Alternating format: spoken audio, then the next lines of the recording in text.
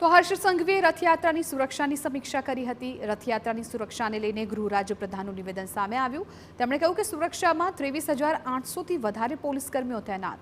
રથયાત્રાની સુરક્ષા માટે એઆઈ ટેકનોલોજીનો મહત્તમ ઉપયોગ। 3500થી વધુ કેમેરા દ્વારા ભીડ પર બાજ નજર। સોશિયલ પોલીસિંગ જોડે જોડે એઆઈ ટેકનોલોજીનો મહત્તમ ઉપયોગ કરવામાં આવ્યો છે। ગયા વર્ષે 65થી વધુ બાળકોને એમના પરિવાર જોડે જે વિખૂટા પડેલા હતા એમને મલાવવાનું કામ પોલીસ દ્વારા કરવામાં આવ્યું હતું। આજે મેં કંટ્રોલ રૂમમાં જોયું કે હજારો બાળકો પર સીધા 3500થી વધારે કેમેરાઓની ડાયરેક્ટ નજર છે અને એઆઈ ટેકનોલોજીના માધ્યમથી એ બાળકોની દરેક મૂવમેન્ટ એ કેમેરાની અંદર કેદ કરવામાં આવે છે।